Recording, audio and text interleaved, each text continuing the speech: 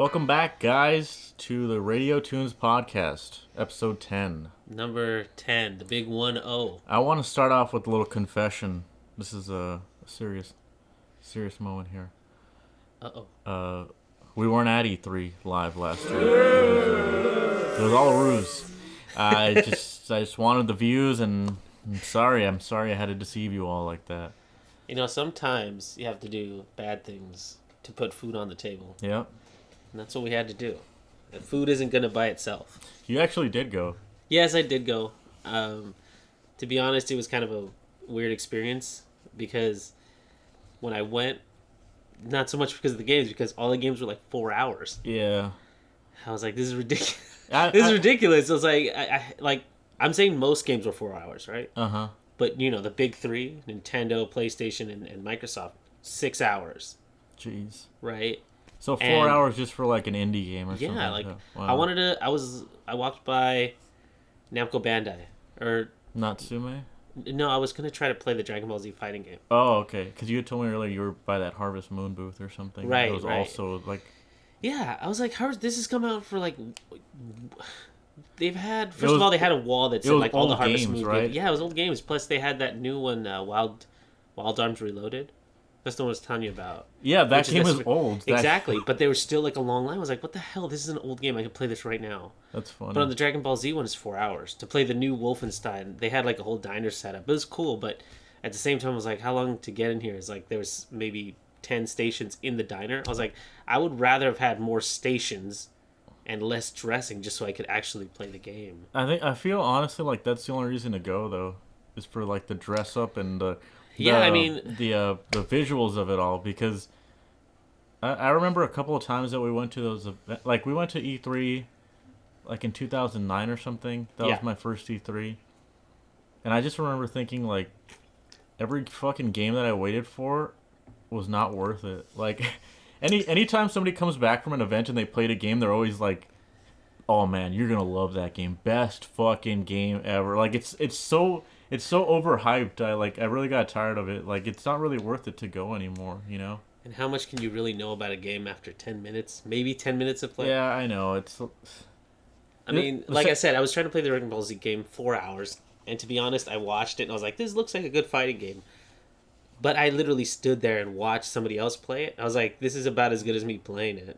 Because I'm watching them try to figure it out. And yeah, I mean, these people don't know what they're doing. One thing I will say, the spectacle, like you're saying, the spectacle was great. I think people just want to say they go, you know? Or like people want to say that they went and experienced it.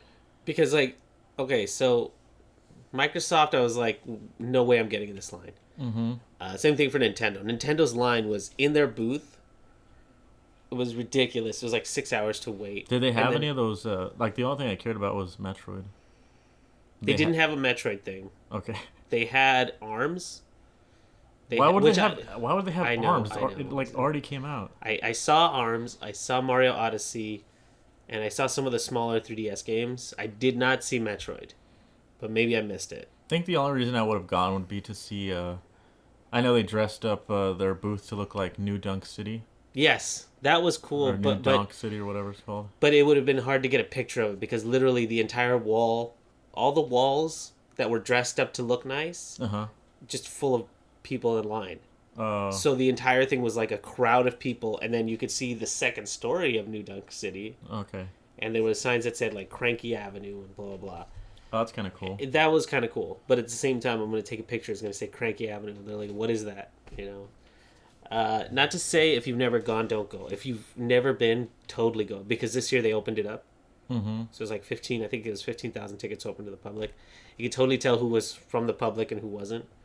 Okay. And then, again, it was like to be honest, when I went, I was going just to see old friends because you know a lot of our old G4 people, they're just like scattered throughout E3 now. Okay. So I went to go talk to a bunch of people. That was mostly the fun part because one day, even going for 6 hours, was like, okay, so you literally have to pick one game to play.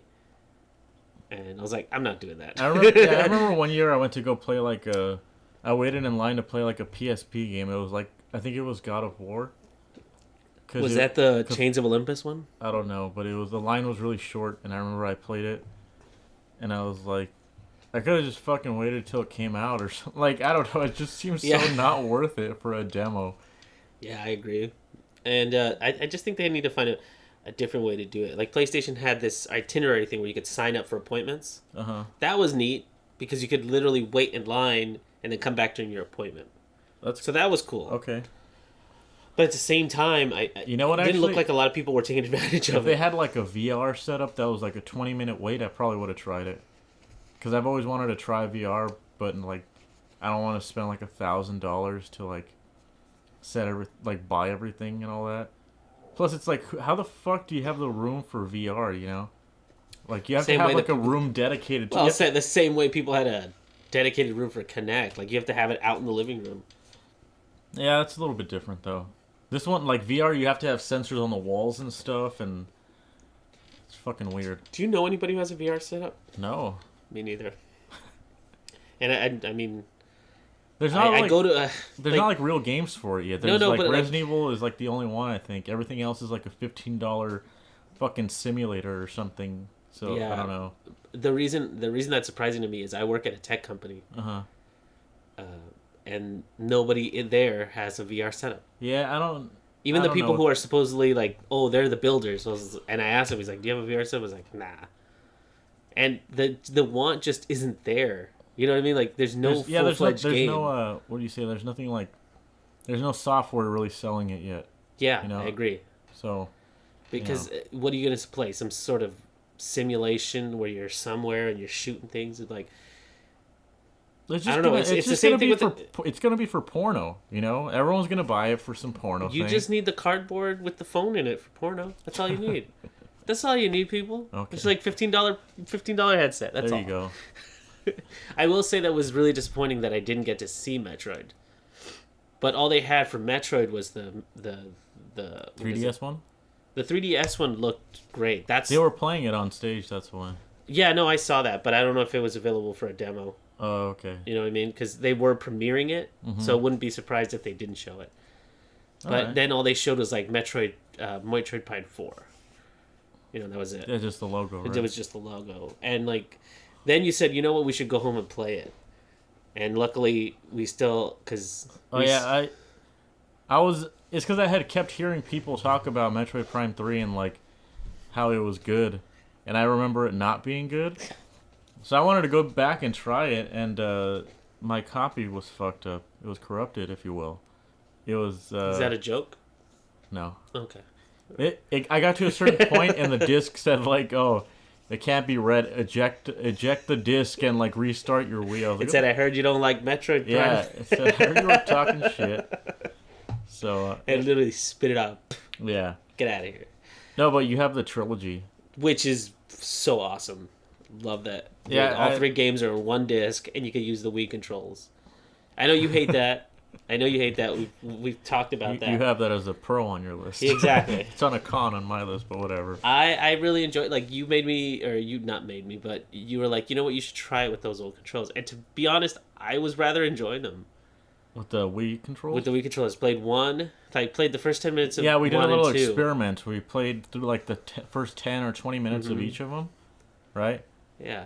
And you were watching me play. Didn't it feel kind of fluid? Was there a point where I was just like... what the, you know... I can't play this with this. I don't like them, but that's just me, you know.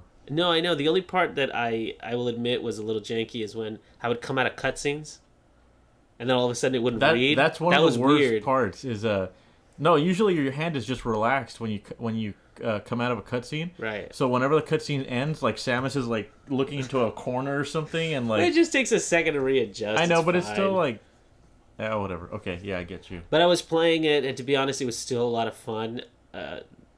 All the Metroid tropes were there. At the time when you asked me, I was playing part 2, and you were... Yeah, out of all three of them, which one would you say was... Well, out of all three, I still like 3. I know you only got like a 20-minute intro to them. The last time you were talking about part 1, I took all that into consideration. Part 1 is... And to be honest, part 1 seemed more... how do I want to say? It was themed better. Because... Part 1 really feels like a Metroid game. Part 1 seems like I feel like I'm on a bounty hunter, by myself. Like the infinity of Yeah. space is there. Isolation is there. The isolation, discovery is there because like I don't know if this started in Metroid, but the whole thing about she lost all her powers. Yeah. The first time I played it, I remember, that's cool. Like I have all these powers, and then they took them all away. So you're asking if that started in Metroid Prime? Yeah, I don't know if it started there. I think it did. It felt better in that game than all the other ones. Yeah, well, I'm like because in Fusion it's different. You have a different suit. And then in Metroid Prime is when they started the whole like your suit malfunctioned. Now you got to get all your shit back. Right. That's what you're talking about. But at the same time, I'm saying getting that stuff back is faster in part 1, but it feels more exploratory because of that. Yeah. Part 2 is more like they give you some of your powers. Yeah. And then you have to go look for these other ones, but it feels tired at that point. I think my main problem with part 2 is right off the bat they give you that whole dark world light world thing. I didn't like the introduction of that. And I was just gonna say, as soon as that's like introduced, I think that was the how do I say, like the falling off point for a lot of people. It's like if you don't like this gimmick, stop playing. Yeah, because this is the whole fucking game, like because I don't want to say it felt lazy, but doubling the world as light and dark. Mm-hmm. And by the way, this is my first time playing this game. Yeah. Doubling the world as light and dark seemed lazy to me. So like sure. I initially thought like I was in the room where you open the portal to the dark world. Uh-huh. And I saw that there was a placeholder for one of the gates in the dark world. Like I could see what they were doing. It's like, I see what the gimmick is here. You travel between worlds to unlock things faster. Right. So it's gonna be like what is it? Link to the Past, where you keep going between dark world and light world. Right. But didn't seem like a lot of difference between the two worlds. That was my problem. I mean, there was definitely some annoying parts about it, like how the dark world you had to use those orbs or whatever. That was a little tiring. Because one thing it did do is it made me feel scared of the dark world because I was those enemies are harder. But the crappy part about it, this was the crappy part, was when you start going in the first part of that game, it becomes almost expected after the first battle you have where the dark like seeps in and then it morphs whatever creature you're fighting, and so it's a little tougher. But they do that like 6 times. So by the time you're facing them in the dark world, you're like, oh, okay, so this is the same thing. You understand what I'm talking about? You're saying like the regular happens, right? But you're fighting regular people, okay, and then a cutscene happens, and then like they turn dark. Exactly. But what I hate is that I didn't even bother shooting them at first because I was like, there's gonna be a cutscene in 2 seconds, and all my work is gonna go out the window. So don't even shoot it. And that's exactly what I did. I just waited for them to change. But it was after like the second or third time. And I was like, this is getting really tiresome already. Yeah. And then when I went into the dark world, I was like, okay, so this is the new part. I can't wait to get my suit so I can step out of these stupid orbs or whatever. Yeah, I mean, part 1 was very true to like the Metroid style in every way. But I didn't know how to judge them. That's why I wanted you to play them. I was like, I don't know if I'm judging it unbiasedly because I love Metroid Prime 1 like a lot. Mm-hmm. So I just didn't know whether or not other people shared the same opinion. But well, this is what I'll say about part 1 and 2 is that 1 is very much it feels, and I hate going back to this example, but like I love BioShock because you're by yourself and it feels hopeless and it feels like you're stuck here. Yeah. All that stuff is great. And that's what it feels like in Metroid. You're here, you're stuck. It's like the whole world is different and new, and you're discovering things as you go. Right. Part 2 felt like, I don't know, the introduction of soldiers and the Federation as a whole just made the world seem smaller almost. I don't really like that because, mostly because, okay, so part 3, I know it's kind of hard to compare part 1 and part 3, but part 3 was the one I was trying to play, like that's the one I spent my most time on because I hadn't played it the longest. Whatever. Part 3 like starts off and you're like in a hub world where you can talk to people. I was like, what the fuck is this? Like, Metroid is like about isolation and suspense and like not like a horror game, but like a No, little I bit of it, understand. you know. And you can talk to people in that game, and you can shoot your own soldiers, and they'll like shoot you back, and they can kill you or something. Yeah. I was like, this is fucking weird. Like, was this game really highly regarded, or was it? Did it get really good grades? Because I don't really like this already, and I don't know. There's I don't remember if it got good grades or I think good it grades did. or Well, I mean, just recently, people are talking like they have high praises about this game for some reason. So I just didn't know. Well, I will admit I did like it. I played it through twice, I believe. And one thing I did like it was a separation from the other two. The other two were like you're doing this thing, and this one you were more like you could travel between different space stations. Mm-hmm. And you could do your thing, and you were part of almost like a team of people. You have like other hunters on your Right. team. And I enjoyed that. I don't like because it was a departure from part 1 and 2. It was like a risk that they were taking. Well, this is what I think I told you this earlier. Like, the changes they made kind of feel like the creative director or whoever was directing the game didn't know what the fuck a Metroid game was, you know? Like, a good example is the save points in that game. Uh-huh. So in Metroid Prime 1, or in any Metroid game, right? Mm-hmm. You're running along in this world alone, and you're looking for, power-ups and shit. But anytime there's a save point, it's kind of like a break, you know? Mm-hmm. When you hit a save point, the music changes. It's like calming, and like you can finally rest for a second. Like, oh shit, save point, thank God. Like Resident Evil 2, another game that's like based on suspense and like fear. Once you get to that typewriter room, the music changes and the tone is different, and it's like all of a sudden, okay, wow, I can take a break and look through my items and shit.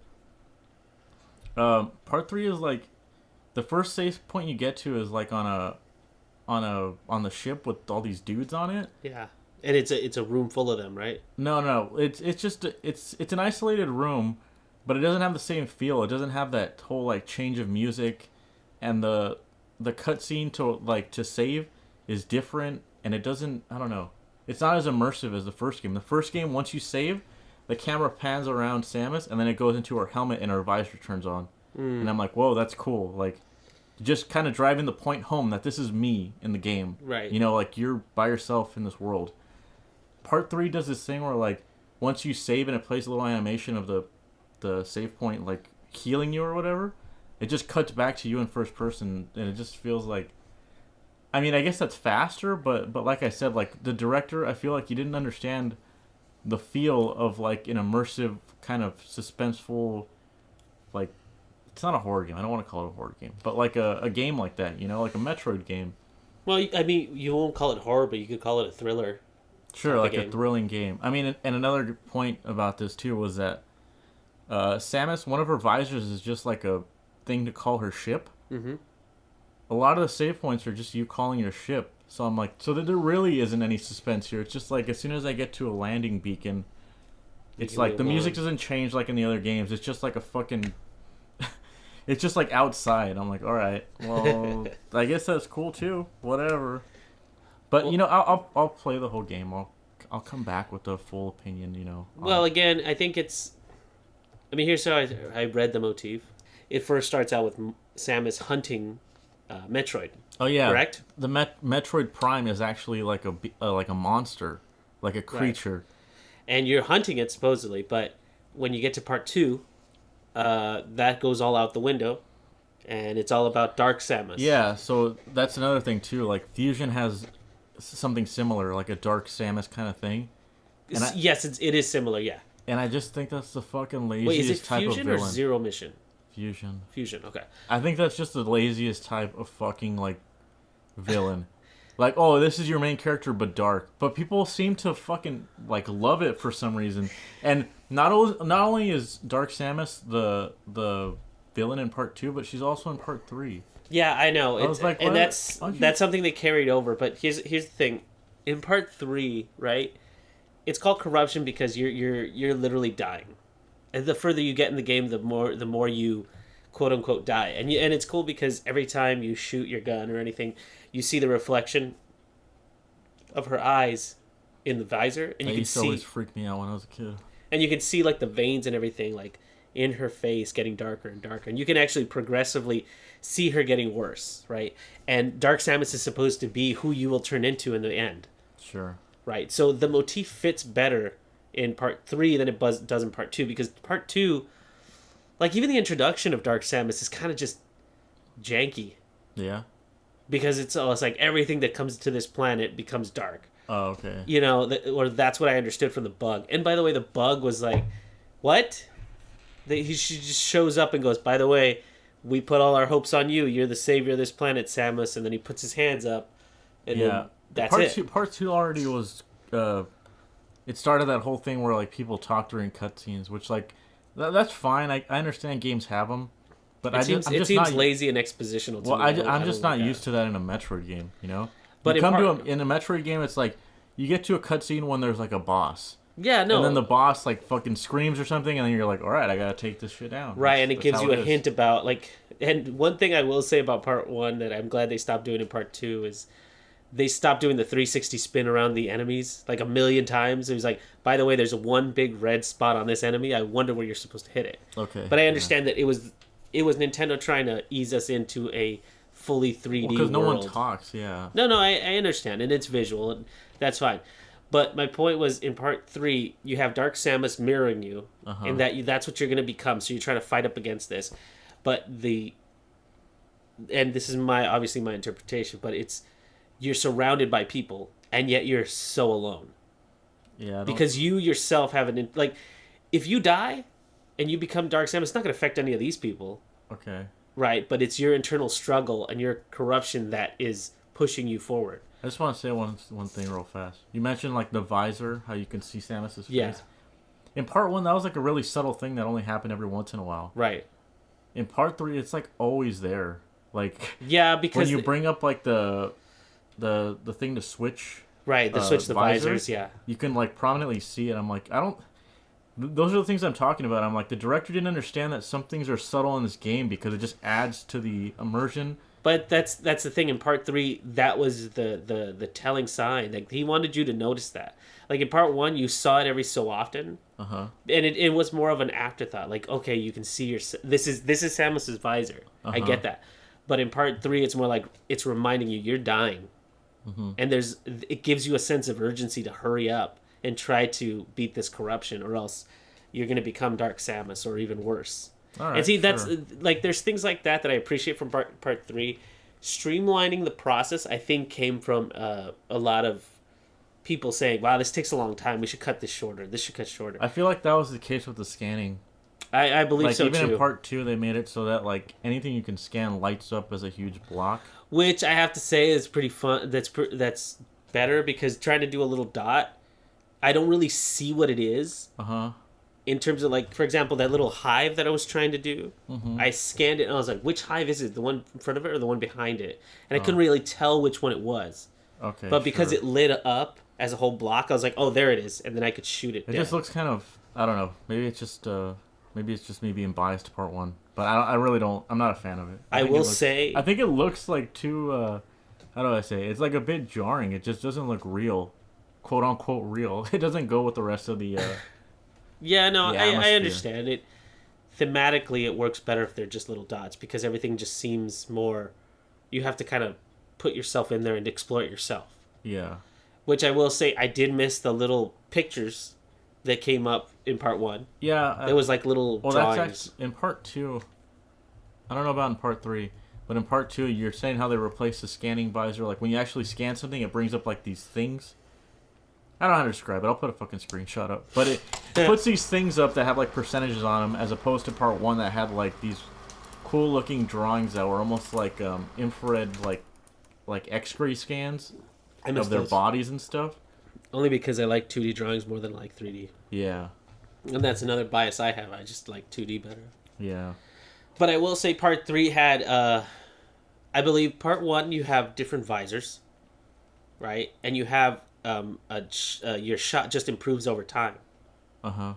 Part 2, on the other hand, you were telling me something different about that one. You don't power up the same way, right? You get different suits in part 2. No, you still get guns too. Oh, you still get guns. Okay. Yeah. But, like, okay, one thing to bring up about that is So in part one, there's a at the bottom right of the screen. Right.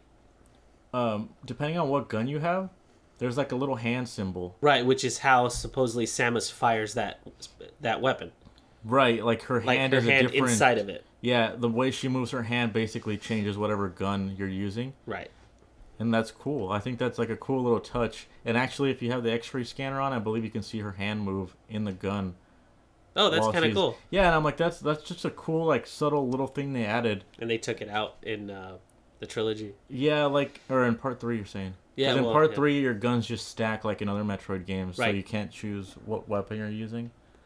Which again is more of a decision to streamline the game. That's what I can see why they did it. But... Yeah, I understand it too, but at the same time, I'm like, I don't know, just let me fucking go through my... like, as somebody who, like, if you're going through this game collecting weapons... Right. It's kind of cool to go back through the ones that you've already used or something, or like... And see how they stack up. Because I know in some... Not Metroid, but I like the... I like the trope of having a certain weapon for a certain bad guy, and you have to switch your weapons every time. I kind of like that because it adds variety. Yeah, well, like for example, in like games like Devil May Cry, or even like that game that I like to play a lot, Shank. If an enemy has a shield, you can't just use your little light weapon. You have to use your heavy weapon to defeat him, right? And things like light weapons won't work against heavies. Like they get attacked, sure, but it won't stop him. And then light weapon or heavy weapons won't stop him either. You have to do like a grab or a pound or something else. Like each character, even though you've fought a million of them, the fact that each of these bad guys require a different strategy to defeat is great because you have to switch up your weapons. You can't just be hacking and slashing because that gets repetitive, and then it gets boring that way. Yeah. And I like that some games take the effort to establish how they will interact with each other, so it makes a better game. No, I understand. That actually reminded me of something in part 3. You can like you get a grapple lasso, they call it. Right.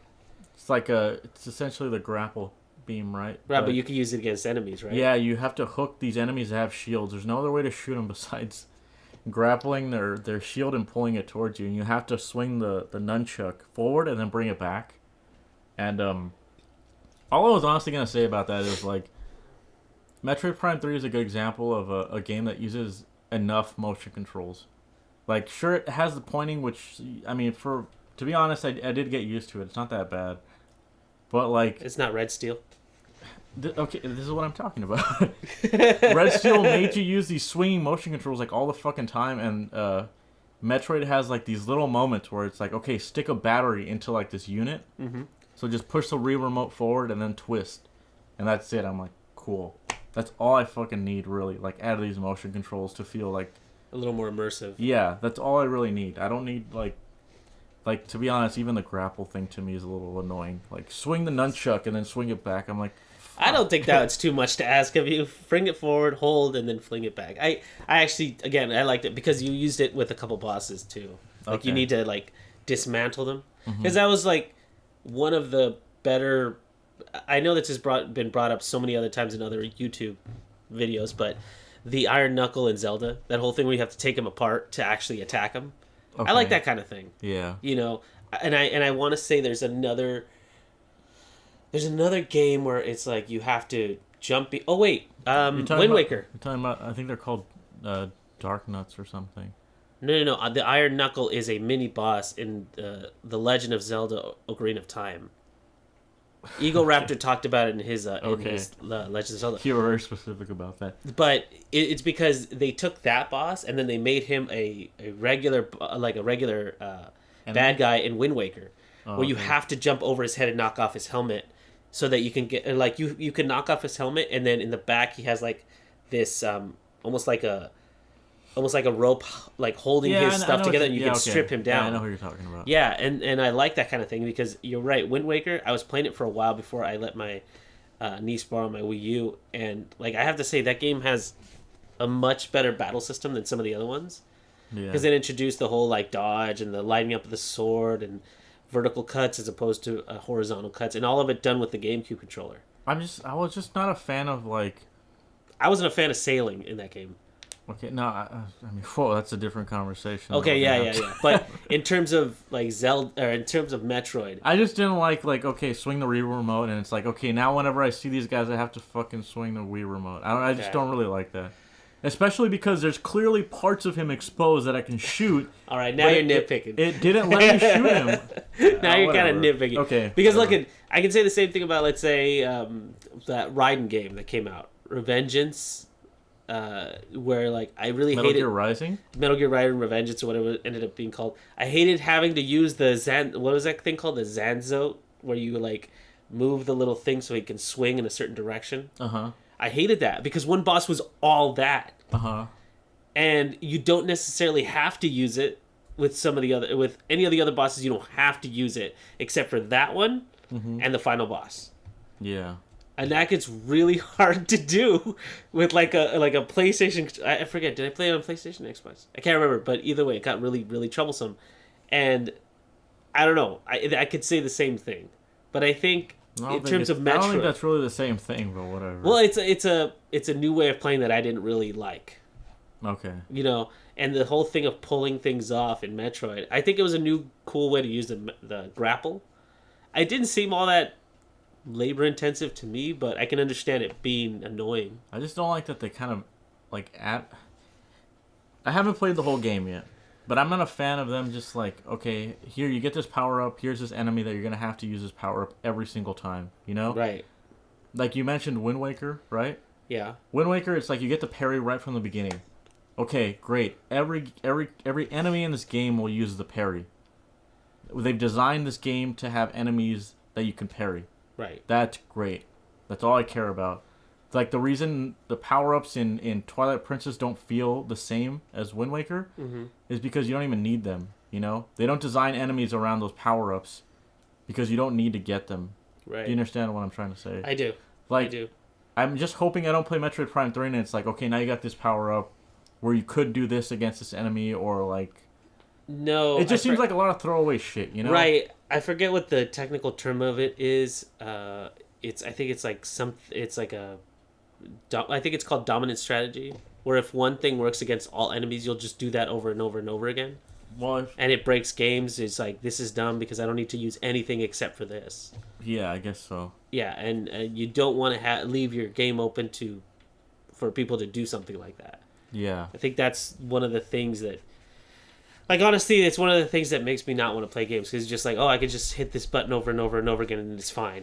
And I mean, I would say it's pretty simple to like to remedy that, because Devil May Cry just does style meter, you know. It does style meter, but it also does like there's obviously a bunch of just people you can hack and slash. But then you've got the chainsaw dudes, you got the golem dudes. Like, they all take a different effect, and some weapons do different things to them. So, for example, they're the big golem dudes that just rush at you. You're talking about the reboot. Yeah. Okay. The Devil May Cry reboot. DMC reboot. Yeah, DMC, whatever. Those guys you can't hit with most of the weapons, although if you get the Lavos, the gauntlets, and you can uppercut them. And then the light equivalent of that is the sickle. Okay. You can uppercut them too. But you can choose to do that. You can choose to dodge them. There's so many different ways you could do that, but there's some weapons that just won't work with them. So you need to be as versatile as possible. And that game does a great job of introducing a character and then giving you the weapon and then introducing a character and then making you use it as you go. I was really more talking about the classic ones, but sure. I'm just using that one because that's the most current one I played. Devil May Cry 3 does a good job of that too. Yeah. Well, I mean, yeah. I mean, that's all I was going to say. Now, the one thing I wanted to ask you, and it sucks we didn't get a chance for you to play it, but you got the Prime series, and then for whatever reason, Metroid Other M comes out, and people just hate the hell out of it. Yeah, people. And I never got the hate for that game, because I played that game, and I enjoyed it. Because it was if you guys don't know, Metroid Other M is a 2.5D. It's not really game. Like that though, because you move around in free 3D space sometimes. It's only sometimes, but a lot of the times you're in corridors and you're kind of in these. Always though. No, but what I'm saying is it's a 3D game. I would call it a 3D game. I don't really understand why people call it like a fucking abortion. I don't either, because it felt more like a classic Metroid than the Prime series did. I will say that during the story, I was probably doing something else. I wasn't watching the cutscenes, but I feel like if you've ever fucking played a Metroid game before, you can appreciate that game. That game did the So I played that game when it came out, right? We both did. Yeah. I don't think I had played another 2D Metroid. I had only played like Metroid Prime 1, 2, and 3. Right. Right, because you got the GameCube and that was like your... Yeah. Yeah. So Metroid Prime didn't have the running boots, right? And it didn't have like Shine Spark. It didn't have all these fucking things that the 2D ones had. But Other M like attempted it. And I thought that was like, okay, at least the director of this game has played a fucking Metroid game and he's trying something, you know? I remember the boots were like the last thing that you got. And they looked really cool. Like, as somebody, like, why can't people just appreciate it in that aspect, you know? Visually, the game looks cool. Yeah. Like, using your power-ups to go through, like, or I should say just the boots, really. Mm-hmm. Using the boots to go through walls and stuff looked fucking cool. And, like, them attempting to do Shine Spark in, like, a 3D type of plane was really cool. And Screw Attack made a return in that game, too. I really like that game. I ran through it at least twice because the first time I ran through it, I didn't get everything. And then the second time I ran through it, I got 100%. Yeah, I mean, if you haven't played it yet, I'm going to spoil everything right now. Spoil it. There's like an extra boss you can fight at the end. Right, but only after you do 100%. Oh, is it? Yeah, you have to... I just remember there's like a reason to go back to that game. And that's something else that I'm like, why do people prefer Corruption over this game, dude? Like, as far as I'm concerned, Corruption is like... a really like okay, I'm not saying this to insult Nintendo, but it's a really Nintendo-fied Metroid. Like, it really seems like they just threw a bunch of fucking gimmicks into Metroid Prime 3, and Metroid Prime Other M was them attempting to get back to like its roots. And but people funnily shit all enough, over they're it. not the ones that made that game.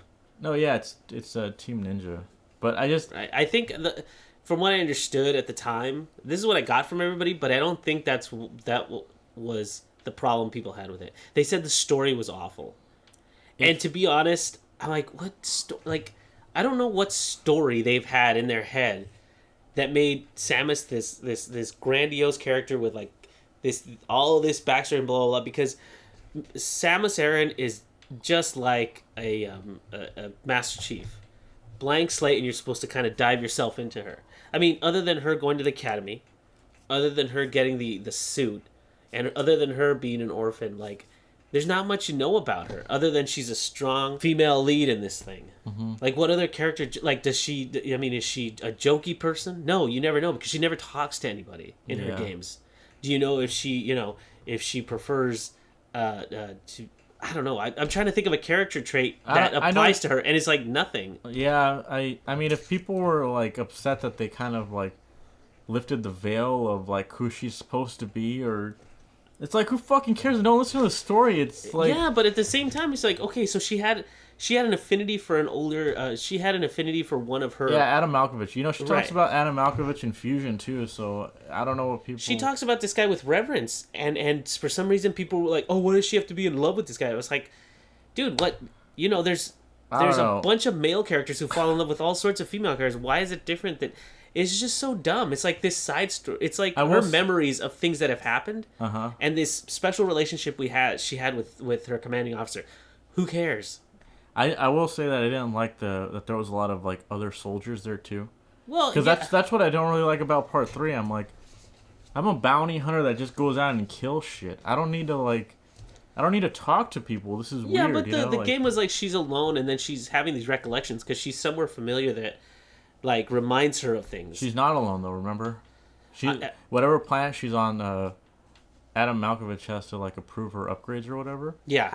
Because but it's kind of like Colonel in Metal Gear Solid. Like, you're alone, but you have, like, people in your ear. Well, okay, so I think that's another reason people were upset. They were just like, oh, she has to wait for, like, a man to give her command. No, it's a commanding officer. Well, jeez. Not even that. I was just like... But you know, a bounty hunter has to, like... Okay, a bounty hunter has a mission, right? I'm not going to get into that. All I'm going to say is from a design standpoint, I understand you need a stupid fucking excuse for Samus not to be able to use her weapons. Right. Okay. I'm like, that's all it is. It's like, fucking get a life. You know, like, I don't think you need to read that far into it. Yeah, but at the same time, it makes sense. She's a bounty hunter. She was given this mission. If she wants to get paid, she has to obey orders. Or they'll tell her, you know what? No, you get out of here. We're not going to pay you. Here's your money, or they'll say, here's your money. Get out of there, which is totally viable. Like that's what a bounty hunter does. They get paid for their services. Yeah, it's an independent contractor, same as every other job that you can contractually obligate somebody to do something. I don't know why it affected so many people. I will say, I didn't like the suit in that game. You didn't like the suit? No, I really like the Metroid Prime suit. That's like one of my favorite suits. I'm actually like, pretty happy because they said that they're gonna release like a toy of it. I had a toy of the other M suit because it was the only like really opposable figure that they made of Samus. Right. Unfortunately, it was the other M suit, but they said they're gonna make a Metroid Prime one, and I'm very excited. Anyway, is that the Figma one? Yeah. Yeah. Okay. So I'm pretty excited for that. But anyway, you don't get other suits in that game. No. If I remember correctly, right? You only get the standard suit, yeah. And then you get like a gravity thing later on, but it doesn't change the suit. Right. Yeah. That's basically it. Yeah. I was kind of disappointed in that, but that I don't know. That game seemed all sorts of cool, and I love the running boots and all. I loved all that stuff in that game. Plus, it was kind of like I know you're saying it's not 3D. It felt 2D because you were always on a one-dimension plane. Like you were always going one direction. It's kind of except for like hubs. It's kind of like what I was saying about Star Fox Zero.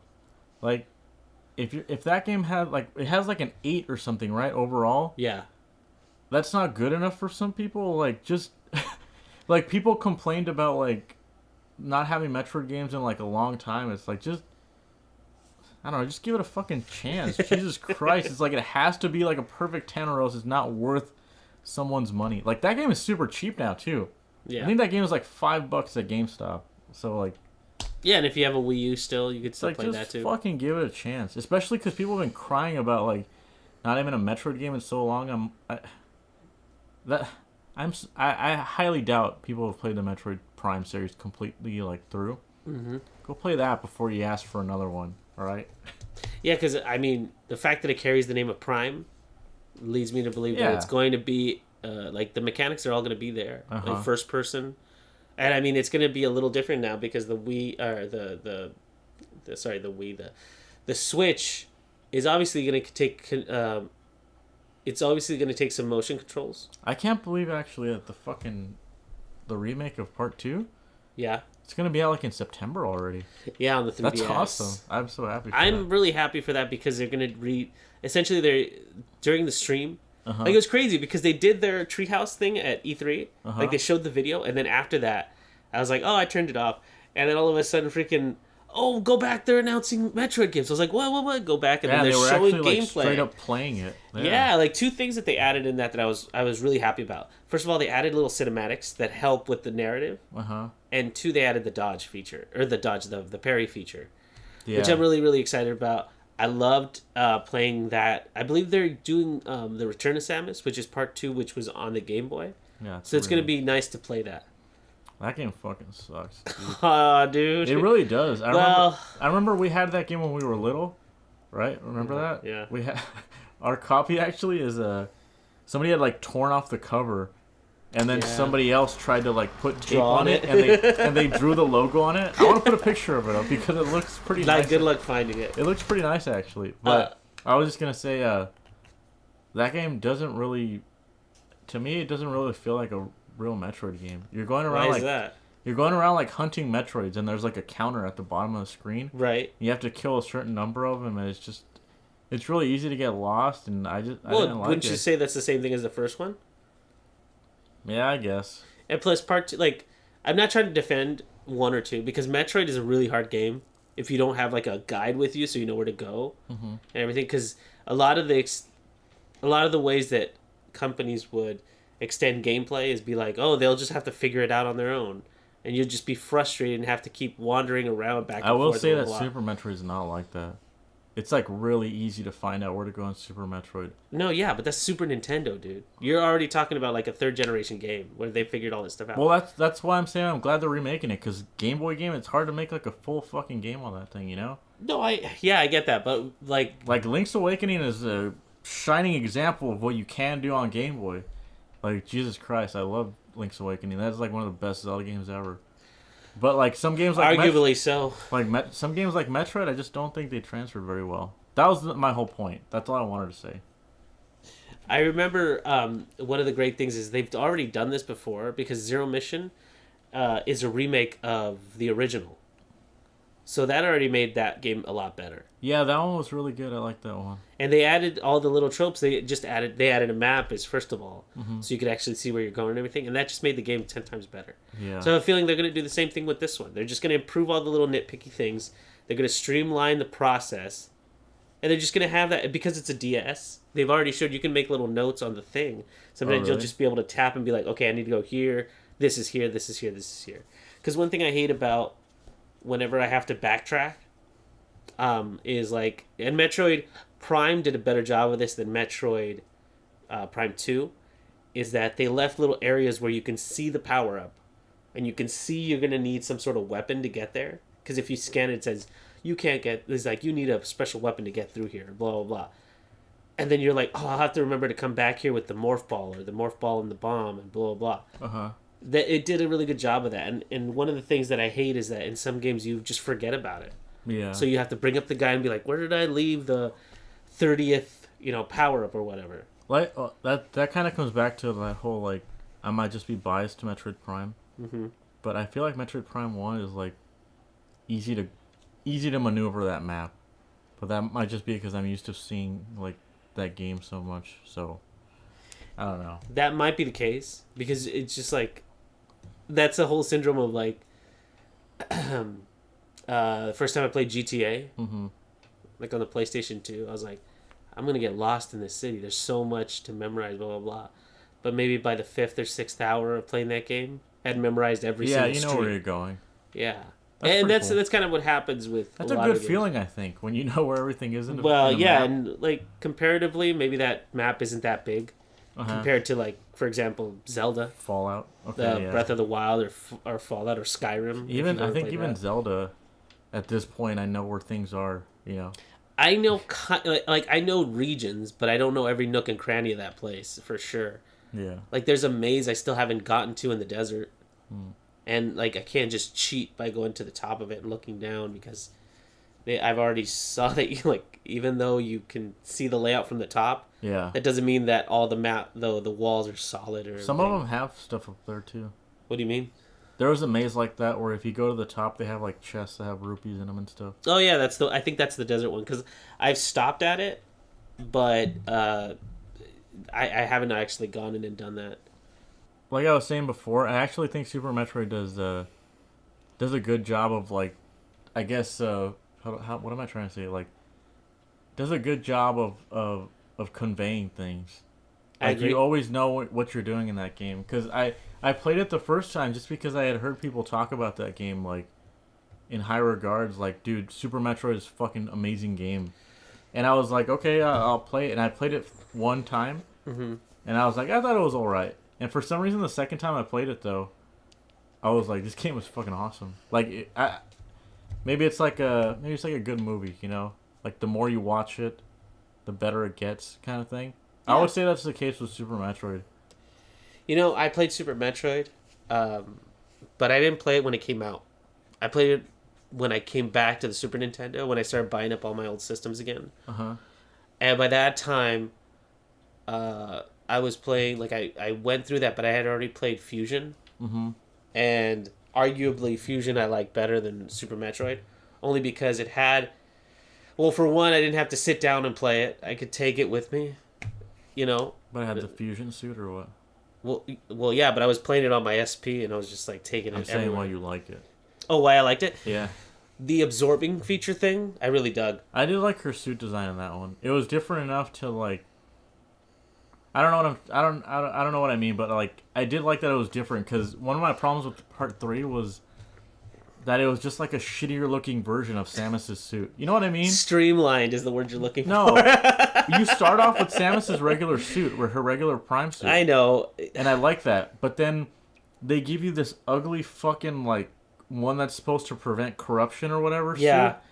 And I think it looks so stupid. I'm like, why don't you just change the design completely instead of giving me this fucking like this botched version of her regular suit? I mean, they have to change it because, like, to be honest, like I said, I haven't played part 2 all the way through. Uh-huh. But Part 3, I remember seeing the suits because you played it. Yeah, part 2 has really cool, like, unique designs for suits.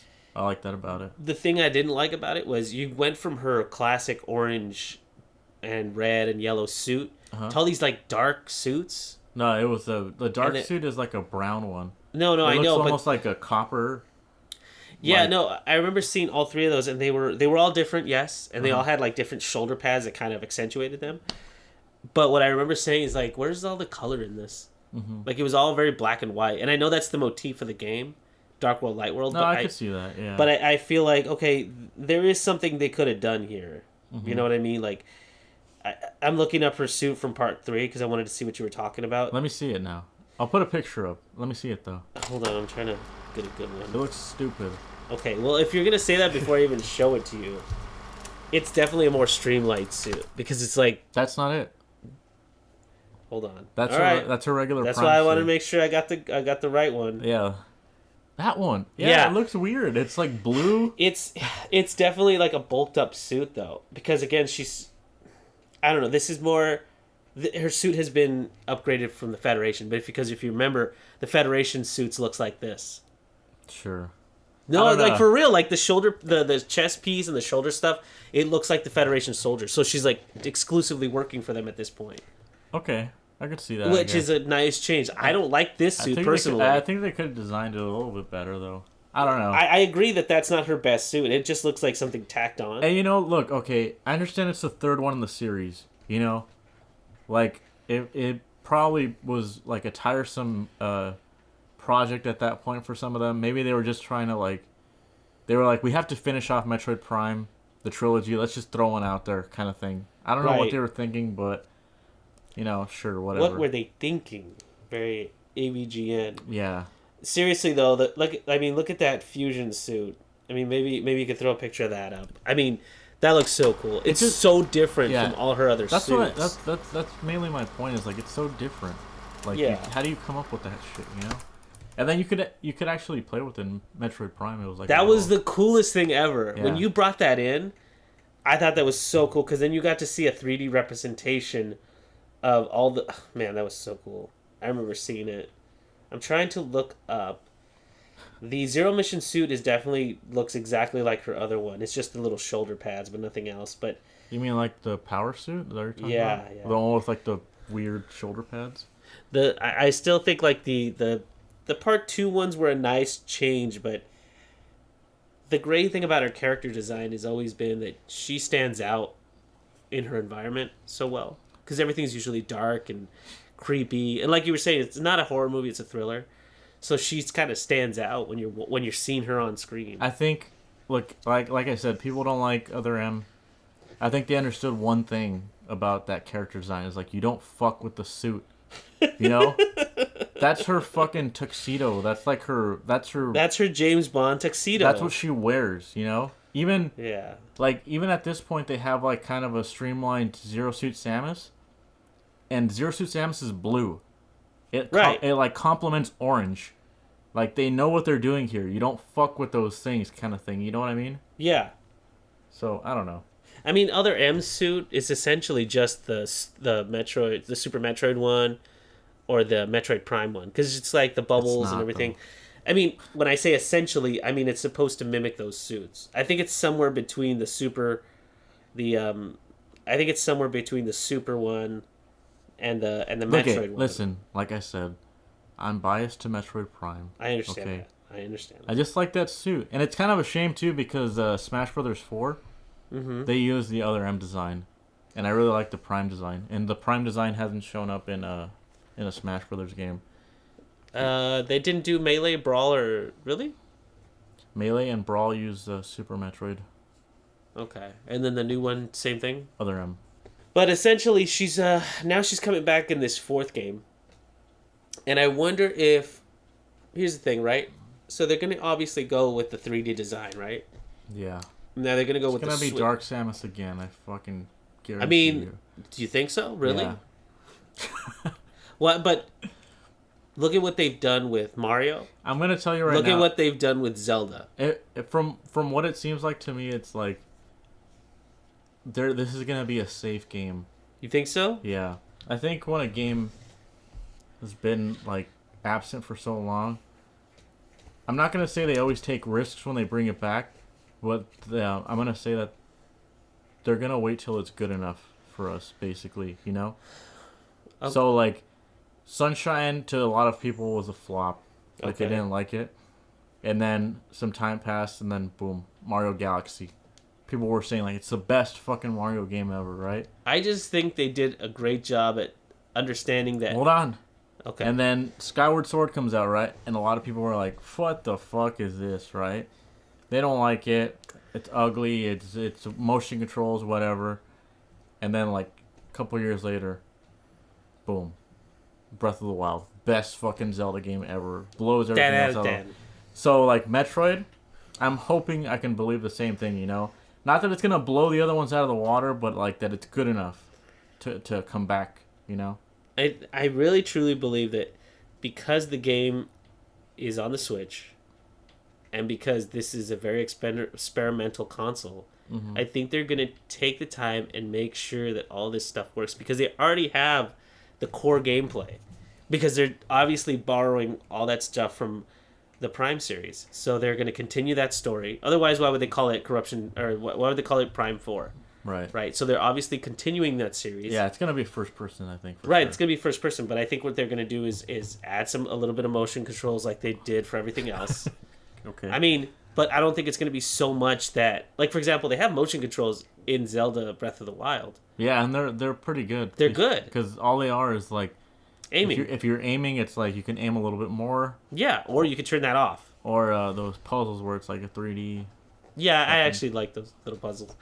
But I think what they're going to do is they're going to include that in Prime, because I remember when you played it on the GameCube, you had to hold a button for her to put her arm on the gun and then aim. Yeah. And that was your indication about doing that. That was like a visual representation of you being able to move it. I think something similar is going to happen.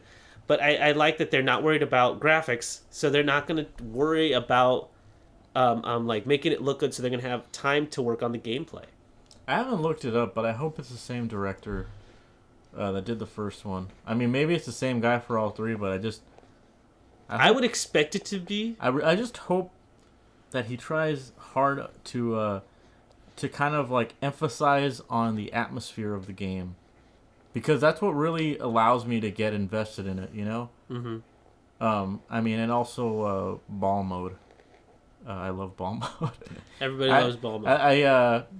I don't know if this is well known or not, but there's like I remember Miyamoto said like in an interview or something, or I forget where I heard it, but the when he was working with Retro Studios to make Metroid Prime 1, they were saying something like, I don't think we can incorporate ball mode in this game. Do we need it?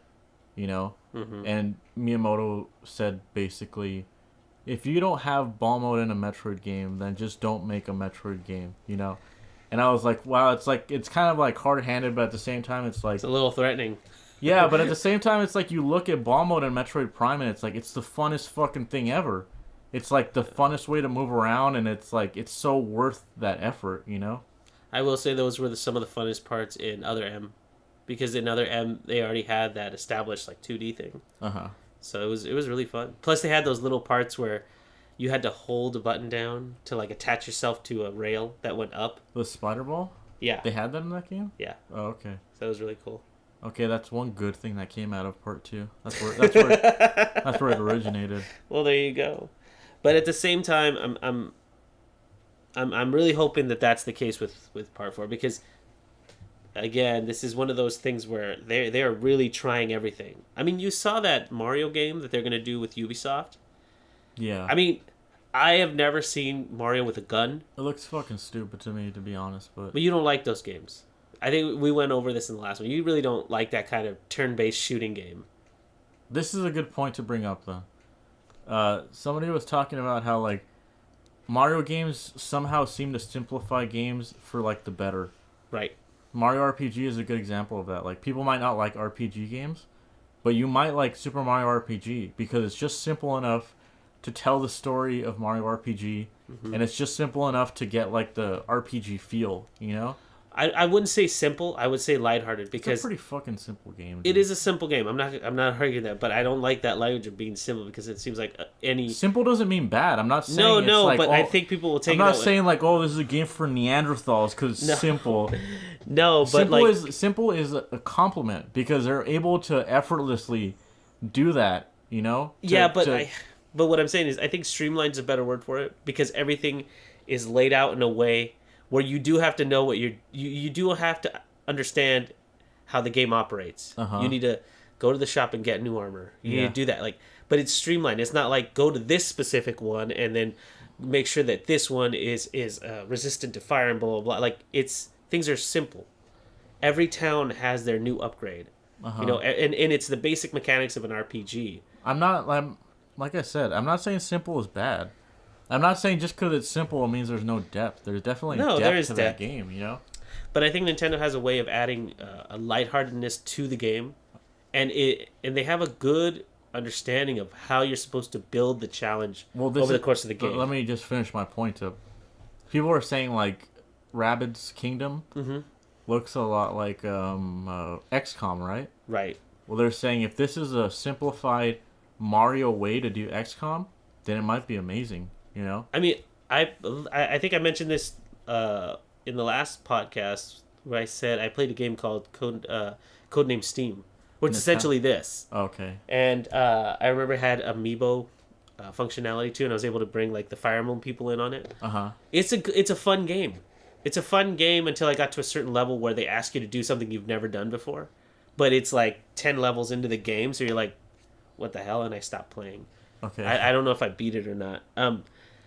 But this Mario one seems like it has fun elements to it, like being able to double your, like, admittedly I only played a little bit of XCOM, and it was like move and shoot, move and shoot, move and shoot, right? And then people had powers. But one thing that I saw in the trailer was like, if you move in conjunction with another player, you can have extra moves. So they all kind of team up and do extra things depending on how they come together. Plus they have like specific melee attacks. Each of them has a power. It's more strategic, kind of like Fire Emblem. Yeah, and I want to see that. Mario RPG is not the only example of it either. It's like, just look at Mario Kart, like what that did for racers. Any Mario game. Like Mario Golf, you know? Yeah, and then all of a sudden people started doing like Hot Shots Golf. And it's like, it's not like the simplicity is like the genius of it, basically, right. You know? Yeah. Like you don't need all this extra shit, you know, as long as you have really solid controls and really... And I think that's what the team at Nintendo does really, really well, is they make sure that it's fun to play before anything else. I just hope like Ubisoft doesn't fuck it up, you know. It seemed like Miyamoto was pretty influential on it. And yeah, also, I mean, like they were working really close with Nintendo. Yeah, because he came up on stage and he talked about it, so that's pretty cool. And then that guy was crying in the crowd. Yeah, that was like the... I mean, it just showed to see a person be that moved with the fact that they made a game for Nintendo. Like, that guy in the crowd was like, my dreams have come true. I worked on a game for Nintendo. Dude, imagine that. If Shigeru Miyamoto was on stage, like, saying, like, I met this guy, and he's talking about you. Like, and this guy fucking changed my way of thinking when it comes to these types of games, or whatever the fuck he said. Like, that's crazy. That's a big moment for a game developer. Yeah, I mean... The dude cried, and nobody was like saying, "Oh, that's so cheesy." Blah, blah. No, I mean, like everybody was pretty sure like understood. Yeah, and it was just like an emotional time. It was an emotional time for him, and I think everybody was really like on board. That's why it kind of sucked that it leaked, like the key art for the game or something leaked beforehand. Yeah, I was like, that kind of sucks because if you really think about it, like that must have been a big moment for like Ubisoft as a company, like because they maybe they didn't start with it. They might have. But it's like you could tell that was their big game. And like it got leaked. They started with it. It got leaked and like their whole like... E3 I kind of feel like... I just feel like the wind in their sails kind of got like taken, you know? Yeah, maybe. Just as a company, I just feel for them. Because it's like, what do they have after that? Another Assassin's Creed, another dancing game. You guys are gonna dance on stage for 15 minutes, like. Well, I'll say this, Steve. They may they may make annoying games, and admittedly, I have gotten tired of seeing a lot of their games. Like, I played Rainbow Six. I will probably at least try out the new Assassin's Creed. Uh-huh. But they make games that people want to play. Like, they make those Dance Central games. Or not Dance Central, Just Dance. Yeah. And people, like, I was at E3, and people were dancing on stage. And they made Far Cry, right? And they made Far Cry. Yeah. No, I understand. It's just like, people like that. They got a good thing going. You know, they're not going to stop. Who knows? Maybe we'll buy Rabbids and try it out. We'll do a Let's Play. There's only fucking do a Let's Play with completely silent, because they'll be like, I'm really trying to concentrate here. Yeah. And you'll be like, okay. And then you'll just hear crunching of chips. You'll be sitting next to me. Yeah. Riveting gameplay here. Yeah. No, I think we've spoken enough about Metroid and whatever, so... I don't know. Any final thoughts about Metroid as a whole? If you haven't played Other M, give it a chance, I would say. That's all I really have to say. Because, I don't know, man. That's just... I've said this before, right, on the podcast, that something like The Big Bang Theory, it's like people just love to hate on that show, and I'm like, it just seems like a fucking crappy sitcom. There's like, been worse. Yeah, like, sitcoms are like, I don't know, they're not like fucking amazing writing or like, you know what I mean? Like, but you make it sound like Other M's is some crappy sitcom. No, what I'm saying is that some things just become like this what am I trying to say? Some things just become like a target of hatred for no reason. Like, something started it, and now it's cool to hate on this kind of thing, you know? Yeah. And I feel like that's the case with Other M. Like, there's something cool about it to hate. Yeah, like you're a fucking true Metroid fan if you dislike Other M or something. It's like... It's so dumb. And we've gotten so little, like, I think in total there's maybe like 8 Metroid games, not counting her in Melee or Brawl or anything else. Anything else she's come out in.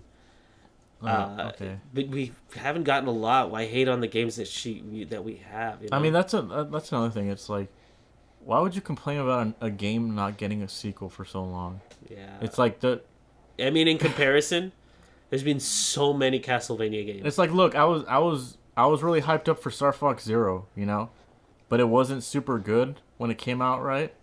Star Fox 64 is still there. Like, I can still go back and play it. Like, why? Especially on your 3DS.